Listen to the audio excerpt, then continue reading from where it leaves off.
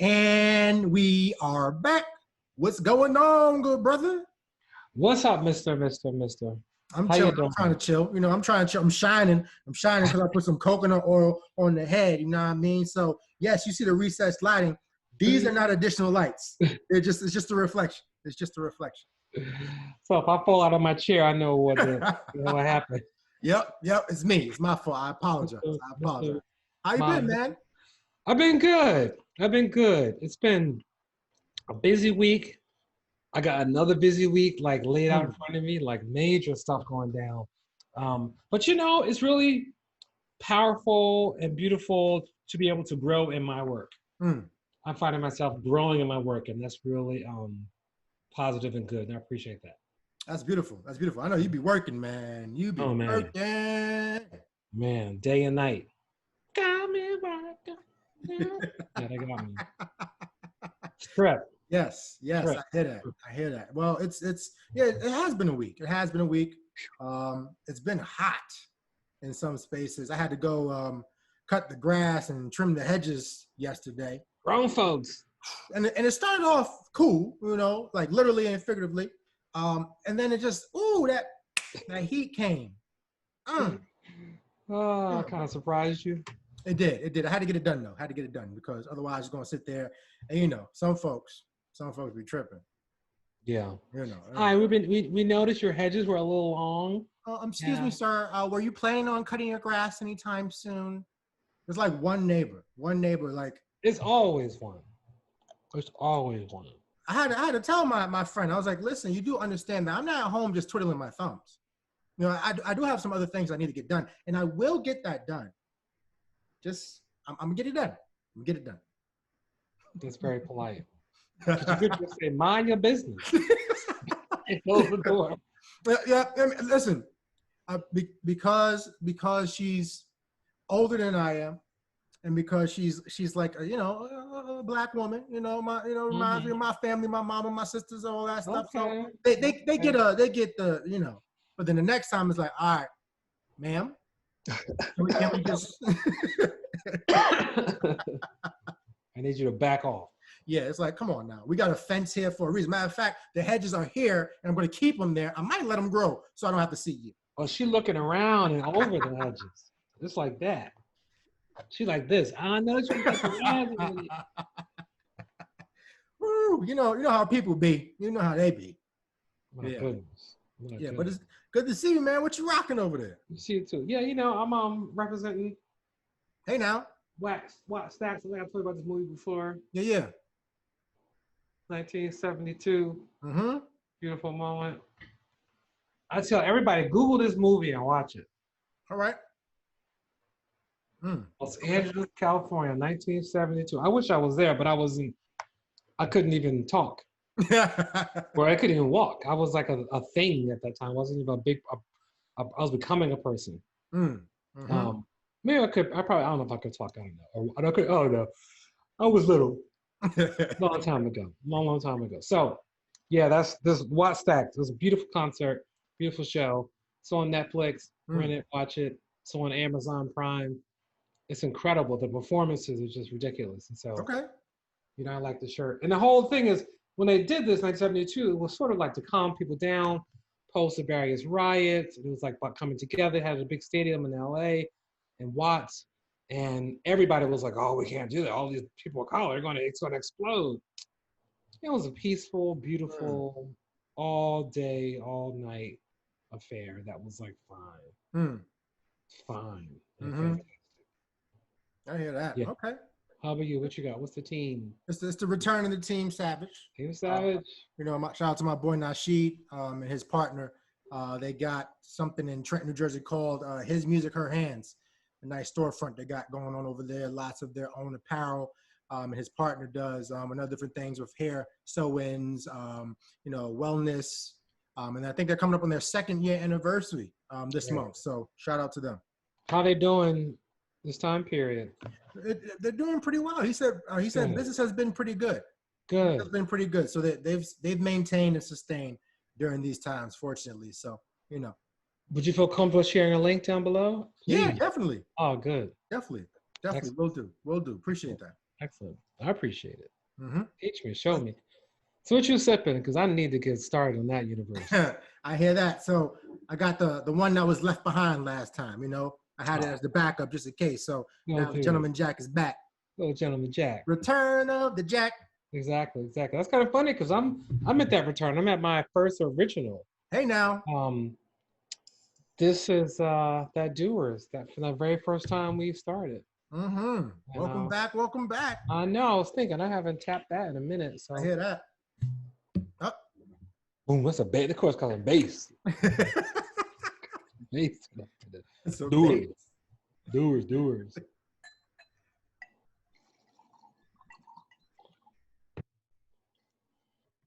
I'm just gonna let this hang.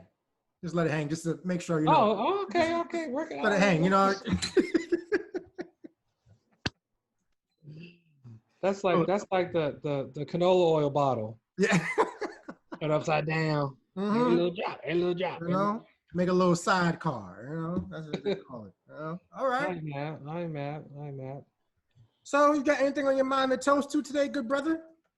You know, just us being here. Sometimes you gotta just live in that moment and be like, you know what? We here. Because there's a lot of factors trying to keep us as Black men in this world from showing up, participating, existing, surviving, living. Yes. Yet we persist and come through and come back and be here for each other. So to us being here, that's my toast. No, I appreciate that. I'm right there with you, brother. That's a great one. Beautiful. Cheers.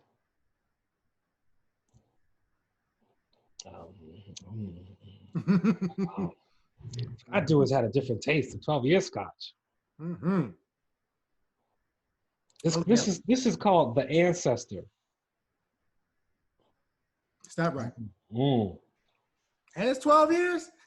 I know, right? Well, who ancestor?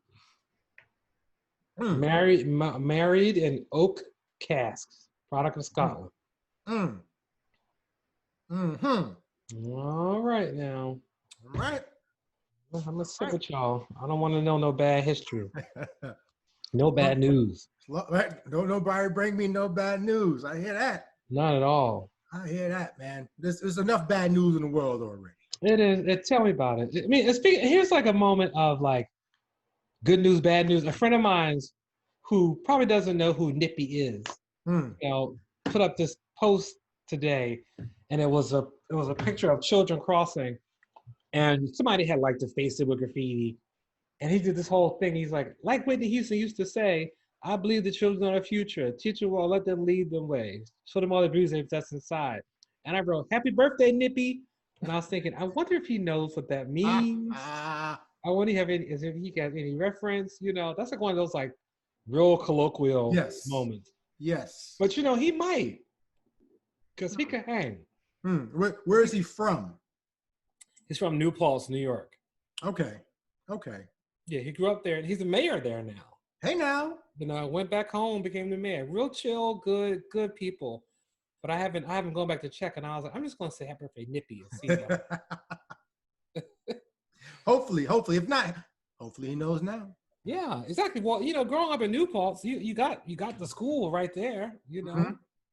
So that's a whole lot of different people. He's good people.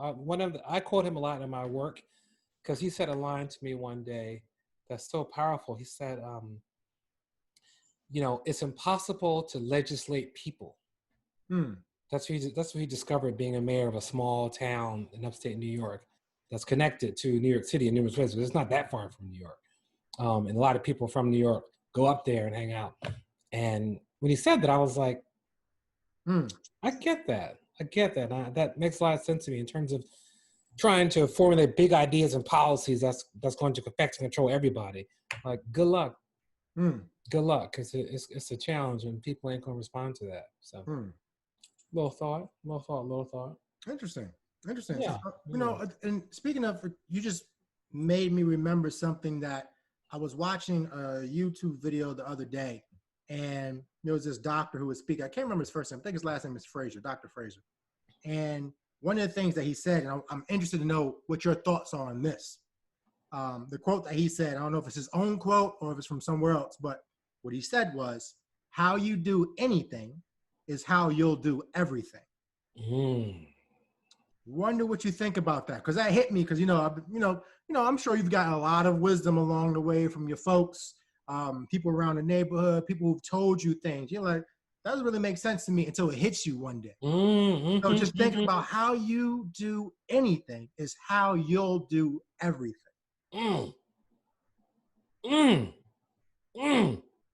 You know, I don't think I would have really gotten that 20 years ago. And now I'm like, oh yeah, yeah, it's true. It is true. It is, how honest can we be with ourselves about how we approach situations? It reminds me of something my friend Vinny, his grandparents came here from Italy, and his grandmother was known to say, if you meet 3 a-holes in one day, chances are you're the a-hole, Yep. And so that, to connect that back to this notion and idea of how you do anything is how you'll do everything is so real, because I got a situation this connects right into, but I can't reveal all that with a client. But I think that the notion of folks not being able to get out of their own way, you can be wonderful and caring and do all stuff, but you still just do stuff. You ever see somebody do something like, why do you do that? Yeah. Like, why you do that? And that goes right to that space of understanding of how you do anything is how you do everything. Like, if that's just how you flow, that's your makeup. I feel like I'm on a constant journey to think about how I do anything, so I'm aware of it, because I think some things are, I do my anythings and I forgive myself, that I try to have better behavior as I move forward. Because I think life is a process and a journey, and things aren't so clear cut. And we have to work on ourselves. I'm trying to think of examples that aren't too revealing of my problematic things I do that are my anythings that lead to my everythings. I hear that. Yeah, that's deep. That's an existential crises identifier. My goodness. How about you? How do you feel about that? It hit me. I was like, well, I'll be all right. Okay. And I thought about it, and the more and more I think about it, it's really about having pride in what you do. I know last time we talked about joy and happiness, but it's really about having pride in what you do. So chances are you might not put effort into something because you might not be interested in it, and that could be a piece. But if you have pride in what you do, then you're going to, or whatever you do is going to reflect that. And I think it's really about having that pride that pushes you to be your best self and to produce your best work. Because I think about all the times, there's times back in the day, whether it was in school, whether it was just in life, there's certain things that I just didn't want to do. I might wait till the last minute. But more and more now, anything that comes across my desk or anything that I want to do, no matter how big, no matter how small, I'm in it. And I'm like, because at the end of the day, I can't associate my name with something that's lackluster. I can't associate my brand or who I think I am as a person, my identity and everything that I give out as something that has not been done to its fullest potential in the fullest extent. So I think it's really about that pride piece. So now whatever I do, how you do anything is how you'll do everything. Reminds me, have pride in what you do, no matter what it is. And it reminds me of, when people used to say, no matter what you do, be the best at it. Whether you're mopping floors, cleaning toilets, or you're running a Fortune 500 company, you better put your best foot forward. Because most of the time, it's not only just about you, other people depend on you as well. So it's just really keeping that notion in mind in terms of pride and being happy and humble and honorable in all that you do. I appreciate you for taking on a more positive spin. I think I went to the constructive ways of changing and fixing, which are good, but I think also, what you talk about is really important, because I think about, when I first got into the film business, you probably heard me say this before, it was crazy. And I was older, I'm coming and I have my graduate degree, I had big jobs, and here I am back on the bottom. And I had this whole thing of being like, I called it a zen of photocopying. So like every photocopy I was going to make was going to be the best photocopy in the world. And I was going to pay attention, get it stacked up right, drop it off, the staples all in the exact same space. You know, I'm dropping something off, like pow, you know, and that, you know, you feel good when you are aware of how you show up and present. So that's a powerful and good notion and idea, and I appreciate that. I really appreciate that in terms of you know, it's a choice of how you go about doing things. And when you know, the example you use of like putting things off and having work to do, you know, when you do that paper, write that whatever early and on time, you feel good.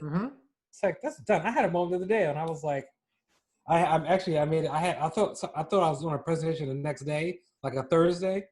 So Wednesday night I was hustling to have it done. And I was like, oh yeah, here we go. And it wasn't until Friday.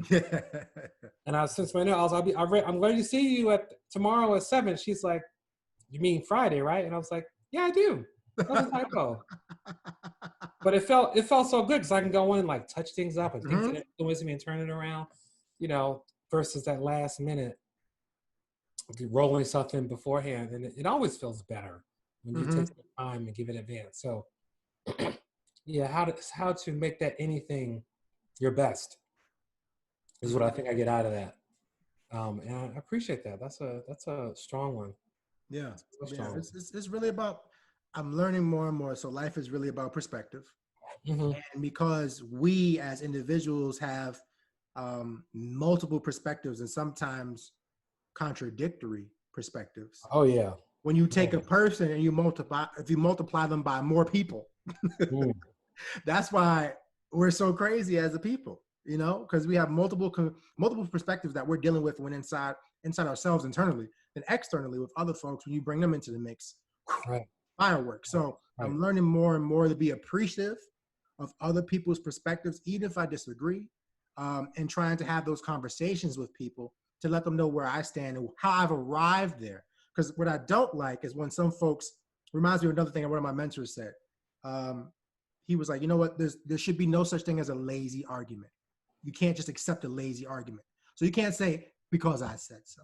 And I know there's some parents out there who say, because I said so. We need that. I'm not talking about these parents. I'm talking about if you and I have a conversation, I'm like, hit you with the Apple Jacks. We eat what we like. And it's like, okay, but why do you like the Apple Jacks? I just do, right? Why? I need a little bit more. So you can help me understand your perspective and maybe even change mine. So really thinking about those conversations and how we can make space for that. Okay, I see that. I like that. And that something you said also goes right back to the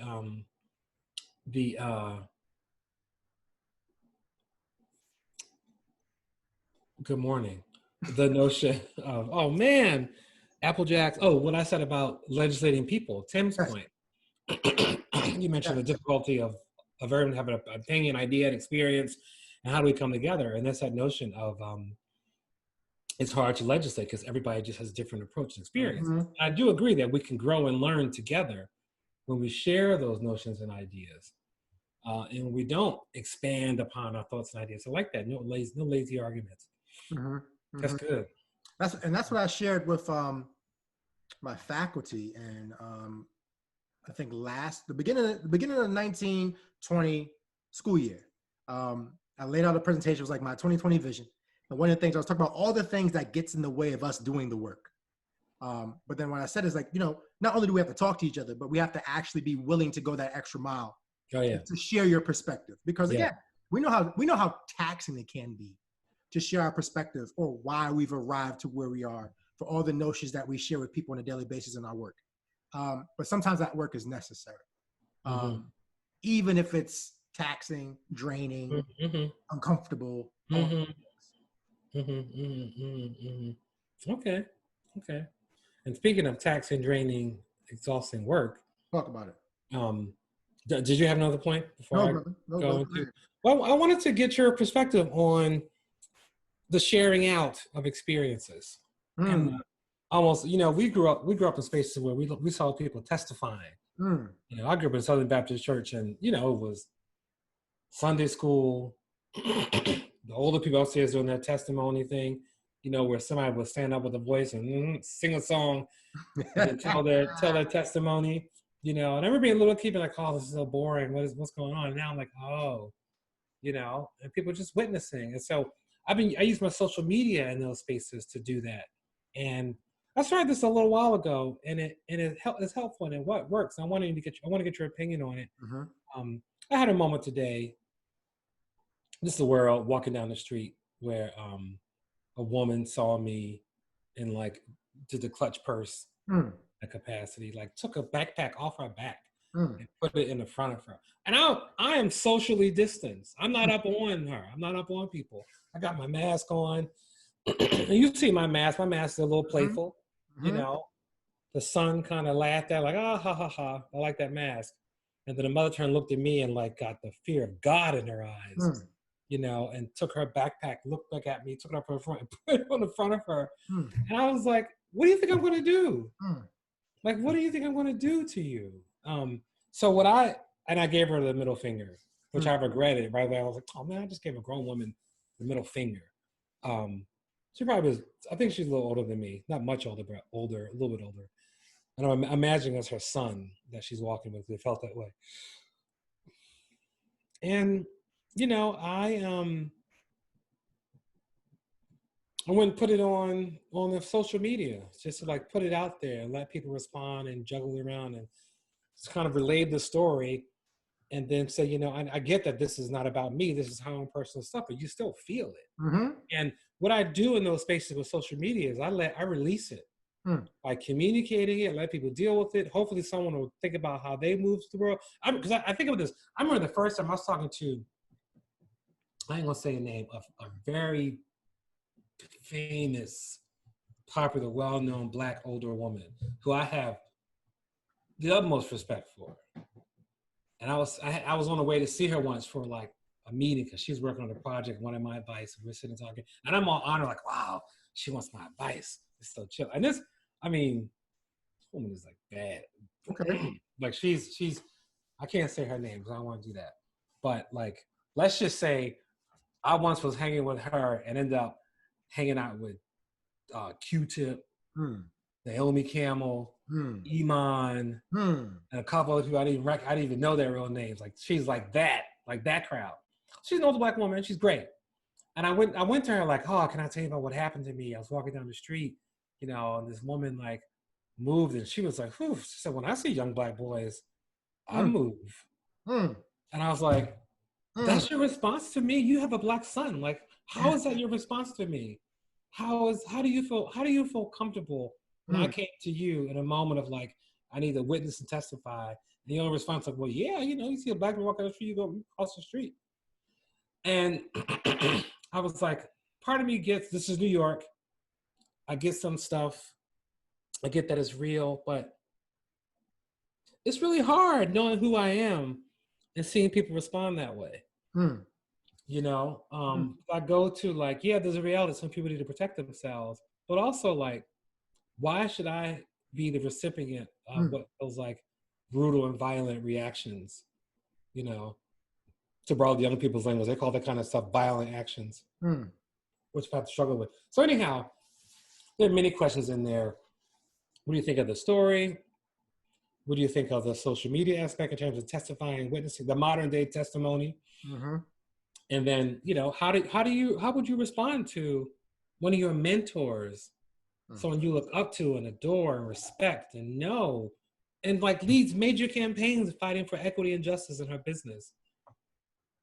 Split second, it's like, oh yeah, when I see a Black person, I cross the street too. I get nervous too. But what do you do with all that? Well, a lot to digest and a lot to unpack. I would say, first, brother, hats off to you for only giving her a middle finger. Because we could look at it and say, wow, that's crazy. I want to be the person who tells you, brother, all you did was give her a middle finger. That's sign language. You communicated with her exactly what was going on and why what she did was inappropriate. In some cases, you don't need to take extra energy, time, or care and concern to formulate the words, which might not come out the way you want them to come out, to articulate what she just did and how wrong it was, particularly in front of her child.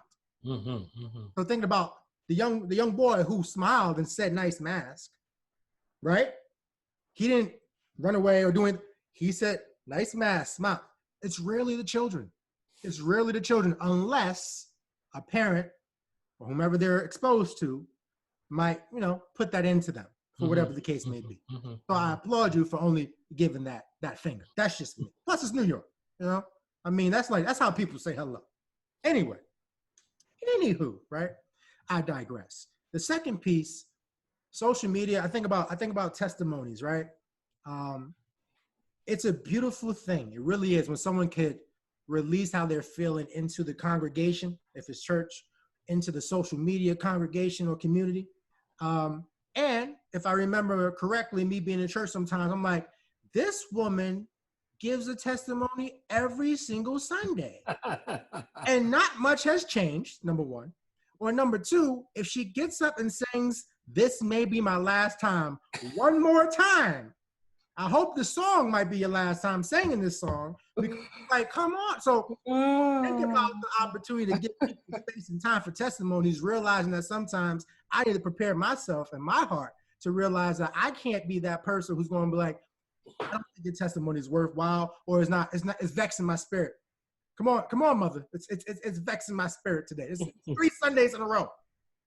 However, I think the other piece is, particularly if my mentor said that to me when I brought an issue to them.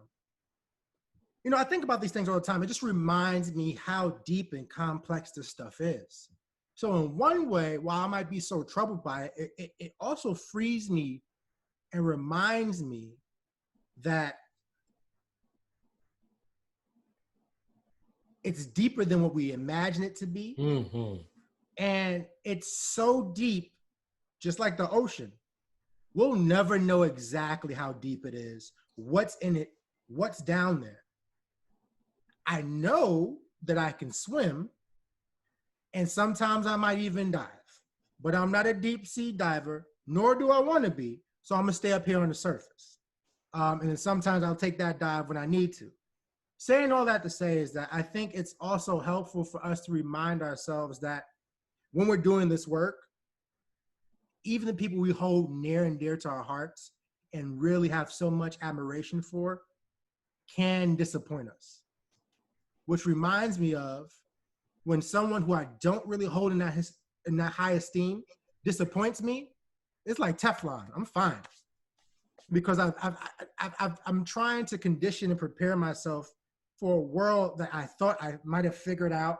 And then the next day, something that I knew was true flips. And I'm like, wow, I had no idea. So all those things together, it's important for us to keep our sanity while still being able to express ourselves, whether it's a middle finger or maybe cussing somebody out, because sometimes we need it. It's cathartic, because if you don't do that, the next time could be a bad time.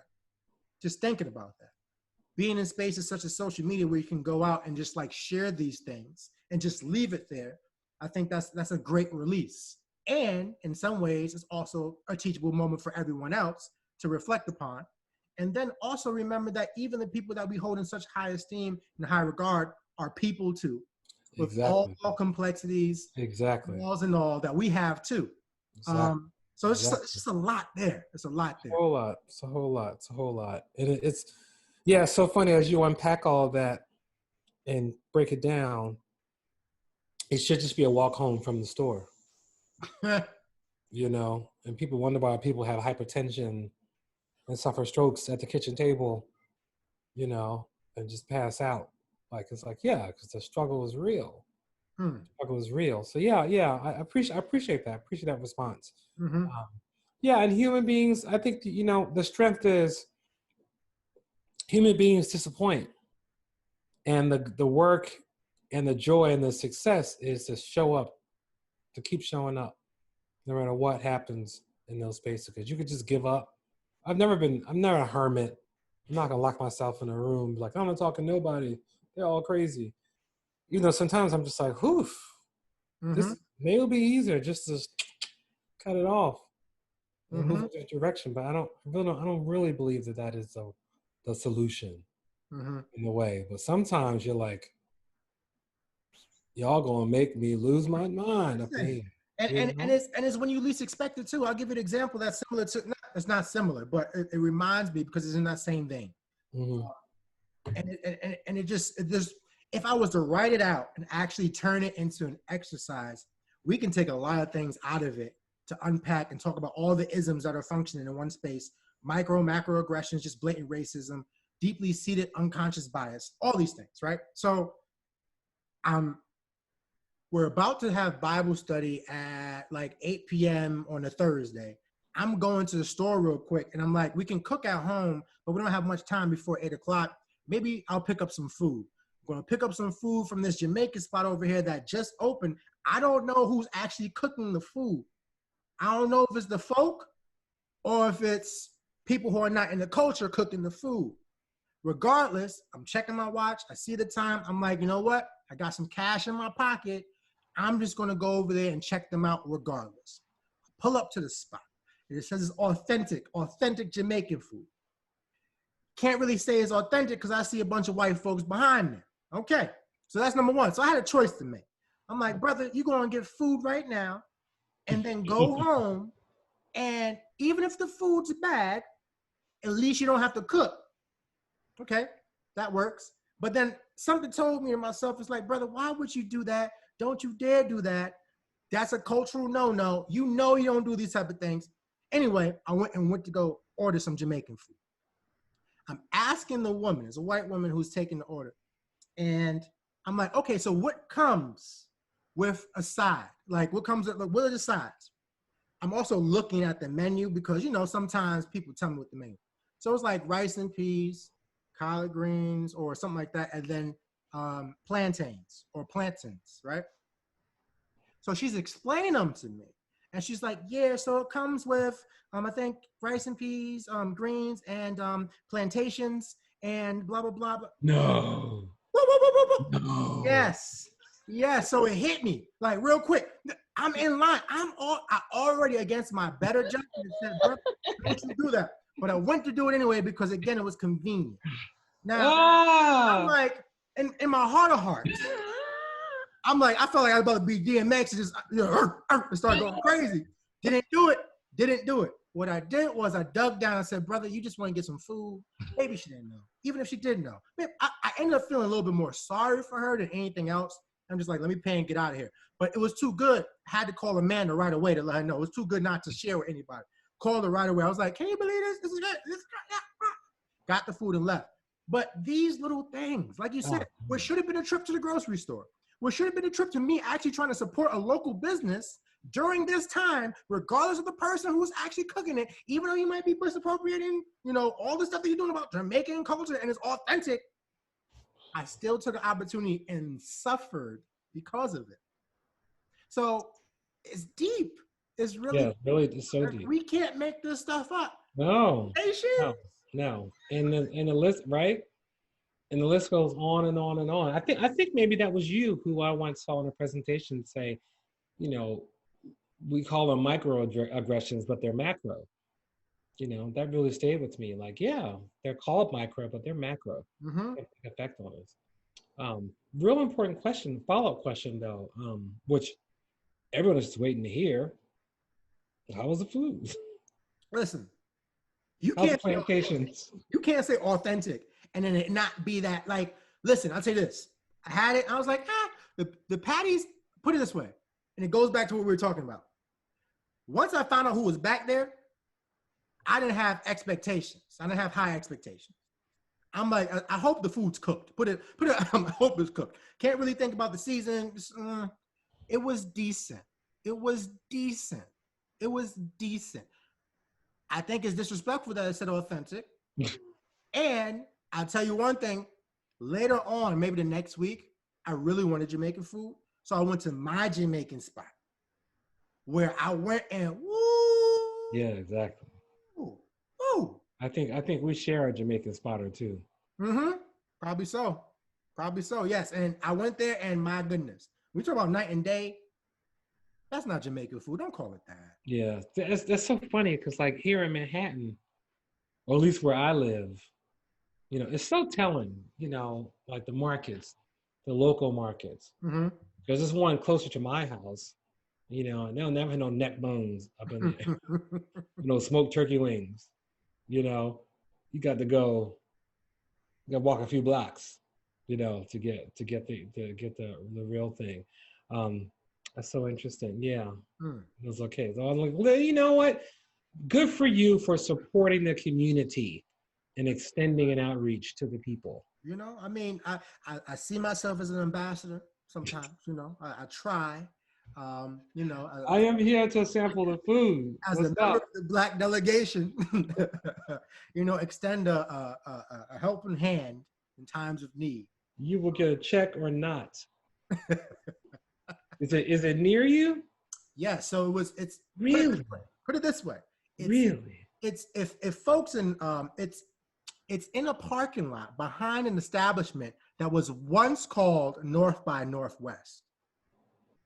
It's in that parking lot behind a new establishment, which is a vegan spot. And there's a little place called, I think, like Jamaican Hut or something like that. But I'm like, okay, let's go see. No, it's white people in Jamaica. Oh, I mean, listen, listen, listen. And this is coming, you know, because Amanda and I honeymooned in Jamaica. Okay, okay. What, you want to talk about authentic? What? Yeah, forget about it. We've had it. In fact, we went to a spot, and on Wednesdays it was called Jerk. His name is Jerk Master James. Jerk Master James. And I already like it. The brother came to our villa because I think it's probably the first time Black folks were there. He came to visit us. We took pictures, slapping fives, said, we'll see you Wednesday. It was crazy. So I didn't have high expectations, but I was hungry and I was on time budget. So the patties weren't bad. They were not bad, but everything else was meh. To others, they might be like, this is fantastic. oh, it is authentic. It really is. I remember once being in Anguilla. If you get a chance to go to Anguilla, Anguilla is like down south in the Caribbean. It's amazing. Yeah, chickens in the road. People walk with no shoes. All the dogs outside, little houses. 33 or 36 like incredible beaches, just absolutely beautiful. And it's across from St. Thomas and St. Bart and all that, but it's a little small island.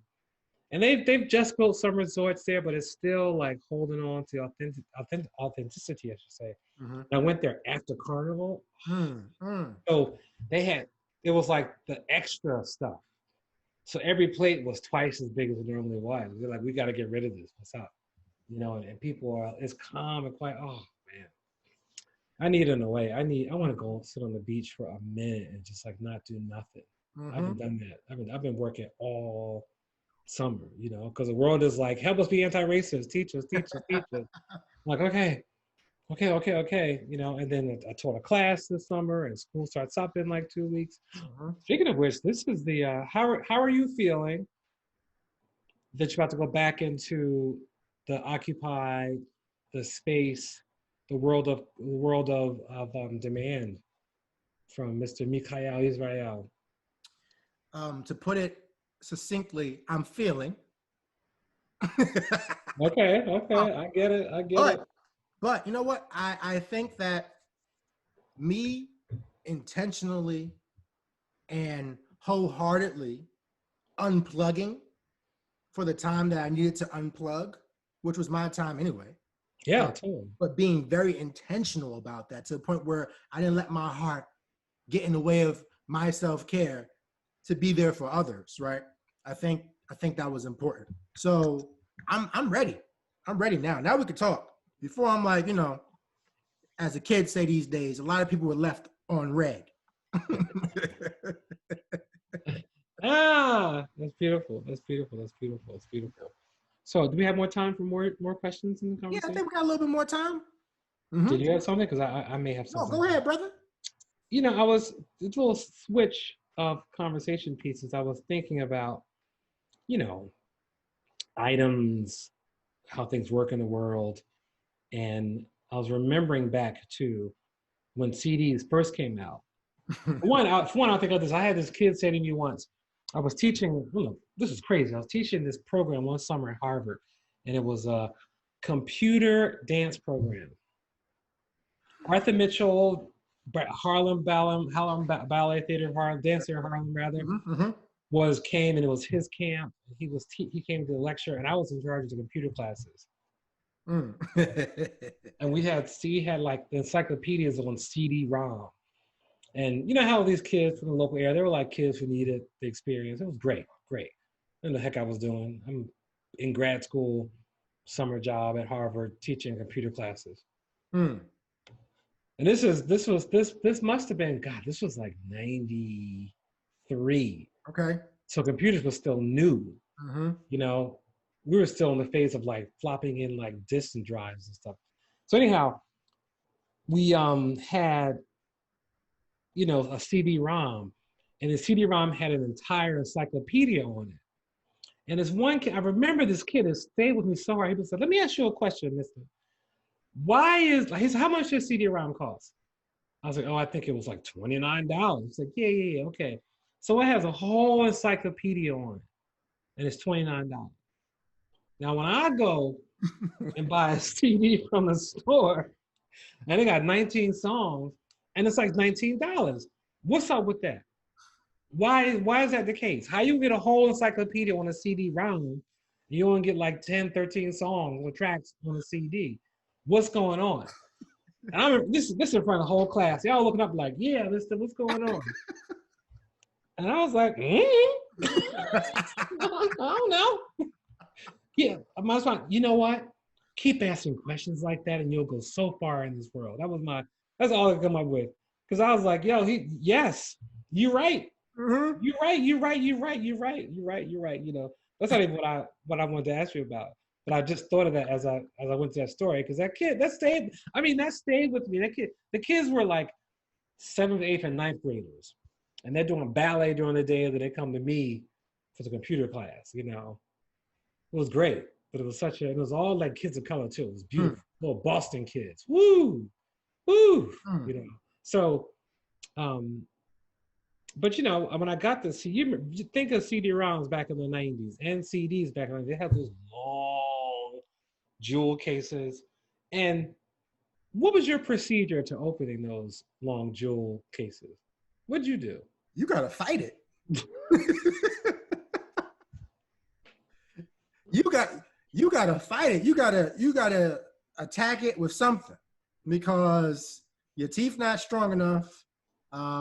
You know, your nails can't. It's difficult. It is difficult. I don't know why. I don't know why.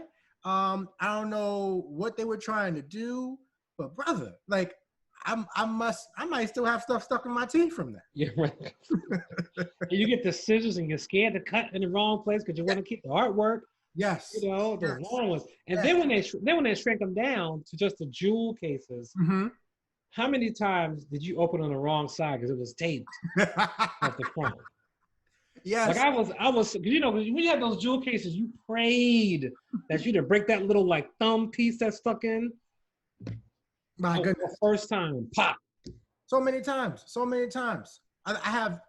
There's a lot of the ones that I purchased, I would end up pop and then, yeah.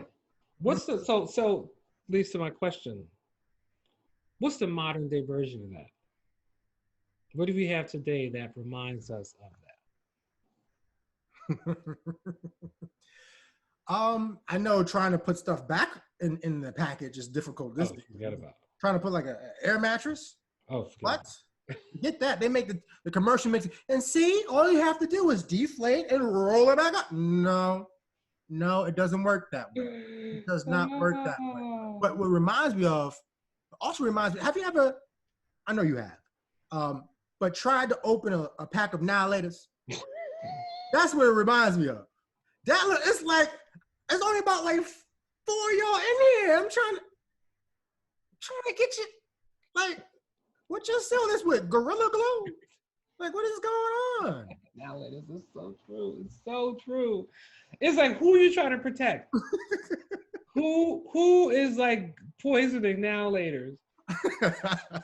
It's been hours. Then you scrape it, then you start thinking, and your mouth starts watering because it starts to get soft and dent. You know it's gonna be good when it do that. Oh my gosh, that might be strategy. Because I find myself you want it. Like it ain't the later, it's the now. You in the now. You're in the now. I think there was a marketing meeting. They were okay. So let's talk about these nowadays. We gotta keep people in the now. So what you think? I don't know. Design? No.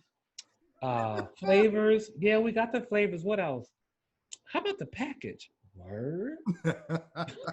Like imagine that meeting. Yes. Like seal it real tight so you can't open it right away.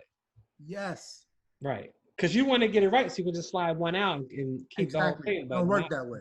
No. Because especially when you're not trying to share. Oh, forget it. And then people, we foul. As soon as they foul over, like, oh, not mine. Exactly. Diving. It's like you're throwing money. Yes. Oh, now laters. Oh my gosh. What's your favorite now later? I know we talked. You know what? I was really, what was really exciting is when they came out with the hybrid ones. When it was like half and half joints. I like the watermelon. The watermelon was cool. I think the sour apple was pretty cool too. Oh my God. Like that was good. But I think there was one that was I think it was blue raspberry.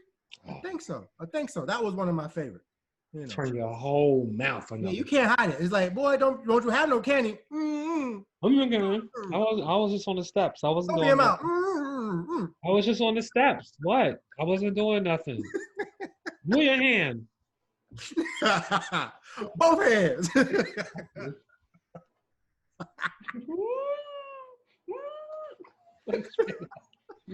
you're in trouble. Yes. Walk in the house, your whole mouth is a whole different color. Yes. Yeah, I forgot about those. I'm thinking about that. You got me on those crisscross ones, the hybrids. I forgot about those. Wow. It's kind of funny because I'll go to like the least favorite and work my way up.